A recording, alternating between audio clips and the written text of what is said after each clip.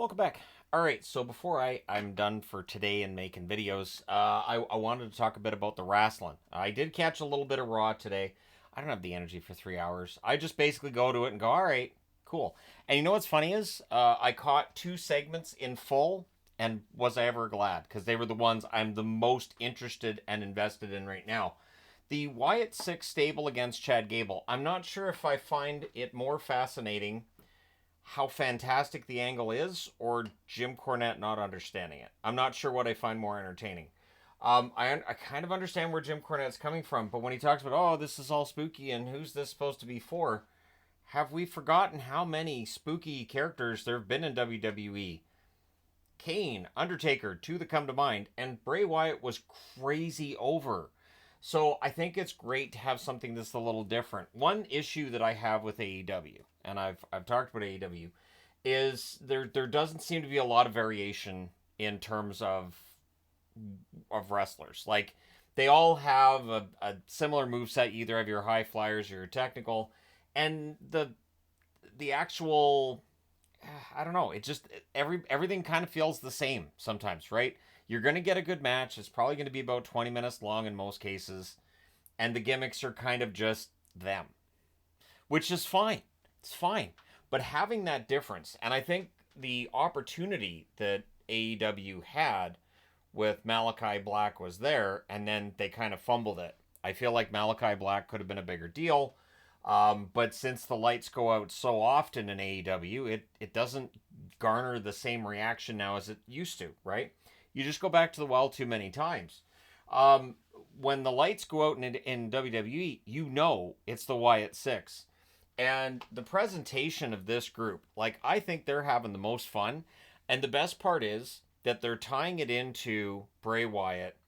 They've done really really well with the Bo Dallas bits. I think like I was one that was a big fan of Bo Dallas in his NXT days way back when. I thought the Believe storyline was great, and then they bring him up to the main roster and they made him a joke, and it reeked of Vince McMahon not understanding the whole Believe character. The Believe bit didn't work if he wasn't winning. Then he just looks like an idiot. But when he's winning and he's doing the Believe bit, it aggravates people and he gets over as a heel. Now what he's doing here has been great, and he delivered that Sister Abigail tonight on Chad Gable perfectly. That was perfection right there. The only issue I have with it is that they show him in the ring and all the smoke and everything, and then they come back from commercial and everything's back to normal, and I'm thinking, so did they just turn around and leave? Did they all just say, hey, well, good night everybody? That part of it's kind of weird, but I love the storyline because it's different. And it gives Chad Gable something different too. And I understand why this storyline's taking place how it is. I understand why they're baby faces, which Jim Cornette doesn't, and it kind of breaks his brain. And I get that. I understand. I really do. I understand why he feels that way. He has the right to feel that way. I just feel like it's been fantastic. And I get it. And I think it's good for drawing in some casual viewers. I think what draws casual viewers to WWE that I think AEW misses out on is that kind of weirdness where a wrestling fan can show that to a non-wrestling fan and they can go, well, that's different. An example I would use would be back in the late 90s when there was this one girl I'd been talking to, and I mentioned that I watched wrestling, and she's like, well, wrestling's kind of stupid. And I said, I understand. Okay, and this was a long distance thing, so I'm talking to her on the phone. So I'm watching WCW, and Goldberg comes out, and I said, all right, if you have TBS, or I think it was on TNT, doesn't matter, one or the other. I was like, all right, put on this channel. So she finds it, and she was amazed. She was like, he's legitimately, he looks like he's really beating these guys up, and that looked brutal. Now, of course, now we know that Bill really did beat people up and really did hurt people, but it impressed her enough that she was like, I might watch to see what happens with him. And that's the thing. That's what wins people over, is something that's different. Something you look at and go, that's not the same as the wrestling I remember. And during the streak, Goldberg had that mystique. Right now, the Wyatt Six have that mystique. The longer WWE can hold it, the bigger deal it is when somebody breaks it. So whether it's Gable and the Creeds or whoever ends up breaking that mystique and beats somebody in the Wyatt Six, it becomes more consequential. So I think it's been great, the build. Now, Rhea Ripley versus Liv Morgan. That reaction Rhea got last week when she came back was fantastic. And I think the best line I have ever heard in wrestling was delivered tonight by Michael Cole. And it was that after Dom tells off Liv Morgan and Liv leaves crying, which Liv's trying with the acting. Let's go ahead and just give her a little bit of leeway on that. But you could tell that, this is part of a storyline where Dom is going to turn against Rhea. He's going to join forces with Liv. We know where this is going. But since Rhea, who just got married to Buddy Matthews, since Rhea, her boy Dom was back, she licked his face. And I think the funniest part was that she licks his face, gives him a kiss on the cheek, and then they leave together. And you just hear silence for a moment. I don't remember what McAfee said, but just like Michael Cole kind of under his voice goes, she licked him. Like, it was just, it was like that wasn't in the script or something. Because she whispered something in Dom's ear and then licked his face. My guess is she whispered in his ear, I'm going to lick your face. I just feel like this is the time. And Dom like, sure, lick my face. So it was absolutely hilarious. I don't know how anybody keeps it together. I honestly, I still think that Rhea tries to break Dom every time she whispers in his ear. And I'm glad that's back. I think that's great. And of course, she's going to turn face. She's going to be with Jey Uso. And they're going to play out that storyline. And odds are it'll be Rhea and Jey in a mixed tag match against Liv and Dominic, and I don't know, maybe you do that at Survivor Series, right? So I think it's a great storyline. I think it's fantastic. I don't think Rhea wins back the title yet, because I think that they have longer to go with this storyline. The whole Tiffany Stratton Nia Jax thing I find interesting too. So the feud with Bayley, it's weird, isn't it? Like, Bayley got that title and I was so happy for her, and it just, I don't know, something's not clicking for me. And I don't know if it's that they don't have her working with somebody she really clicks with. Like, I think she clicks really well with the horsewomen. So if, for instance, Charlotte was back, I think you'd have a great feud between Charlotte and Bayley. But the Tiffany Stratton Nia Jax thing is interesting because clearly Tiffany Stratton's using Nia Jax to wear down Bayley, so that she can then cash in and beat Bayley. And I think that's what's going to happen. And I don't think Nia Jax turns face. So I have no idea where this is going. Maybe Tiffany turns face. I've got the shirt if she does. This is my Tiffany Stratton shirt. But yeah, Stratton, I think, is an excellent wrestler. She has picked up this wrestling bit so fast. And if you want to know who the next one is, I think down in NXT, you've got Roxanne Perez, who is going to be a champ at the main roster level soon enough. But Lola Vice can go. And I think, honestly, she's got the right look. She's got the right presence. There's a lot of really good young women in wrestling right now. This is an insane time. I think the level of talent that there is on both women's rosters, I don't think we've ever seen anything like it. Both for just straight up talent and for the depth of that talent. So, yeah, Stratton's there for me. The Bloodline storyline. So what's funny is, I believe there was a video I did not that long ago, and yet it could have been quite a while ago. But I did a video on how the whole Bloodline thing, I didn't see how it was going to go that long. Like when Paul Heyman said, what was it? Like if it's a baseball game, it's in the bottom of the fourth or the bottom of the third or something. I was like, oh, come on, no. But if the plan was to have the Bloodline go without Roman and for Roman to become a hero and come back and you have this whole fight between him and the Bloodline, I'm there for it. And not only that, but you've got Jay, you've got Jimmy, you've got some guys who've been in the Bloodline that are out of the Bloodline who could fight against the Blood. You could have an amazing match at, say, I don't know, Survivor Series. I want to see a traditional Survivor Series match. I was so disappointed. Wasn't it last year they just didn't have at least one traditional Survivor Series match? Don't call it Survivor Series then. Just ditch the name. But yeah, the Bloodline under Solo Sikoa has been fascinating. And SmackDown, I have been watching the matches and the bits with Cody. And you have Orton getting destroyed. And then Owens is destroyed. And clearly it's setting up Roman. I don't think Roman's coming back to save Cody either. I don't think that's what it is. I think Roman's just going to come back to annihilate these guys in the Bloodline. I think that's where it's going to go. As soon as Solo Sikoa was saying to acknowledge him, Roman's got to come back and end him. It's just that's the rules. He has to come back and end him. The Priest versus Drew stuff is interesting because it still kind of feels like Priest is a transitional champion, and I don't like that because I feel like Damian Priest is better than that. So the fact that his feud with Drew shouldn't end with Drew winning the title, but it looks like they're probably gonna have Punk screw him over again because that's kind of where the storyline's going, and it doesn't sound like Punk's been cleared.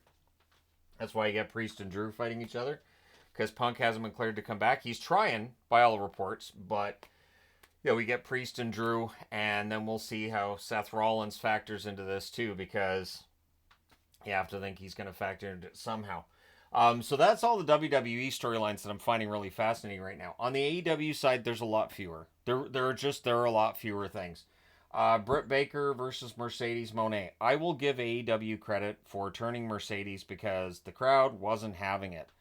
AEW fans, I think there are more AEW fans who are what they call the smart marks, which are the ones that go on internet message boards. They still exist somewhere, and I'm sure they're still on them. But they'll talk on various social media about this sucks and that sucks, and they'll turn against a wrestler very quickly. Look at Cody Rhodes. Cody Rhodes right now in WWE is the biggest star, and in AEW, he was booed. They hated him because since they knew he was an executive vice president, they didn't want to see him with a title because they're playing favorites, and now he's the biggest star in wrestling. So, fumble by AEW right there. They should have doubled down on it. They really should have. And Mercedes Moné is not great on the microphone. She's good, but she's not great. Britt Baker, I think, is better on the microphone than she is. The thing with Britt, though, that I've noticed is she's in really good shape, but she looks so tiny now. Like, to me, she looks like her like she's built. She's got the 8-pack going on, but she doesn't look very muscular, very strong. And I don't know what to expect in this match either. But yeah, I think they've needed Britt back and MJF. Anything MJF's in, I will watch. I will never boo MJF. It's not going to happen. I will always cheer MJF. MJF's getting into that area too, where I think the fans are going to cheer him no matter what. I know they're not right now, but we're not far off from no matter what MJF does, the fans are going to cheer him. You get a great match from him. You get great promos from him. And I think he is the biggest star in AEW. And he doesn't need the belt. The best thing with MJF is you can put him in a match against anybody. That's why it's MJF versus anybody. It doesn't matter who he's against. He elevates that match. He is that biggest star. He doesn't need the belt. Similar to like Randy Orton in WWE. Doesn't need a title. He just has this presence about him. MJF's built that up in a much shorter period of time. It's very impressive to watch. It's always must-see TV with MJF on it. Mariah May. I want to talk about Mariah May. The heel turn, and I'm going to agree with Jim Cornette on something on this. The amount of blood they had in that was fine for the angle, but probably not for the advertisers, and probably wasn't that smart with your TV contract coming up. Because, again, we're in an era now where that kind of bloodletting on TV, they don't really want to see it that much, and advertisers don't want to be part of it. As a YouTuber, I know that, because when you go through and you're trying to get a video monetized, they will ask you a series of questions, and violence is right near the top. And if you say, yeah, no, this is a violent video, advertisers don't want a part of it. So all of a sudden you have limited ads, and the YouTube won't push the video. They just won't push the video. So that's an issue that wrestling is always going to be fighting with a bit, right? And my problem with it is simple. If you have guys bleeding all the time, it doesn't have any impact. But when you have wrestlers bleeding and then other ones not, it can make it feel like one match, this is real and this isn't. So that's where you have to kind of watch the line. But Mariah May as a wrestler is extremely good. She's very good at what she does. Having watched as many matches of hers as I have, she very rarely misses a move, and she's young. Like, it's not like she's been in the business 15 years. Mariah May and Tiffany Stratton, to me, are similar. And they are on this same trajectory where I don't think anybody would have expected it. The Mariah May storyline was very well done, and I think they should give her the belt. The Toni Storm, the black and white, the whole timeless, it's fine. It's okay. I don't know how much time that has left in it. It doesn't feel like it's going to be something that she keeps going for years and years to come. It does feel like there's a shelf life, but Mariah May should win that belt. I think she should win that belt at All In and just build her up. I think you can build the whole locker room around her in terms of the women's division, and I think Statlander has that ability as well. I think Chris Statlander has shown just how good she can be, and there are a lot of good women in that locker room. I'd like for them to give Hikaru Shida a proper run at some point, but it's not going to happen. They're missing. I know she's had the belt a bunch of times, but none of her title reigns were impressive because they didn't give her the right people or whatever it was. Yeah, it wasn't very impressive. There are three big names that I think AEW misses right now. Adam Cole. They seriously need Adam Cole in a ring, and they need him in the ring regularly. Adam Cole, again, he's one of the wrestlers that, and again, it gets mentioned a lot by Jim Cornette, the fact that the guys in AEW tend to be on the smaller side. But they're very athletic, and I think as long as they wrestle safe, it'll be better for them. Which brings me to Adam Copeland. And if you see Adam Cole and Adam Copeland, you can see why WWE changed as many names as they did, because it's easy to mess that up. But Adam Copeland's jump off that cage never should have been allowed. And it is one thing that AEW is paying the price for, because one of their absolutely red hot stars out. And when you're 50 years of age, your bones don't heal up quite as quickly, and they might not heal up as well as they did when you were in your 20s and 30s. So they definitely miss both of those guys. They desperately miss Copeland, I think. And then there's Jamie Hayter. The women's division's excellent. If Mercedes Moné beats Britt Baker and then starts taking liberties after the match, and Jamie Hayter comes out to make the save, if there's a roof on the place, she'll blow the roof off the place. Jamie Hayter has the total package as a wrestler, and if eventually we get a feud between Mariah May and Jamie Hayter, I will watch that. I will absolutely 100% watch that. With AEW, I have not been watching their shows very much because I try to get into it. I'll watch the start, and I'm like, I don't really care about those matches. And it's the problem I've had. I've had that problem with WWE years back as well. But with AEW, it's definitely become more pronounced over the last couple years. And it's too bad because they have a great roster. They do. I just feel like the storylines, they're just not as good. There are storylines. There are definitely storylines in AEW. But are they as good? I don't think they are. I don't feel like they are. And there just needs to be something more there. Maybe Swerve and Hangman Adam Page, if that really heats up again, that can be a really big feud for the belt. I've said for years, I think Hangman can be the guy in AEW. They just have to commit to it and roll with it, and I didn't feel like they did the first time around. And of course, Kenny Omega. Not on the board is missing, but Kenny Omega is kind of a big deal. So, again, one thing that works against AEW is just the amount of injuries. They always have a ton of injuries. And it always feels like they have more injuries than WWE. And then the other problem they have is they don't have as much TV time as WWE, yet the roster seems to be just as big. It feels like it's just as big.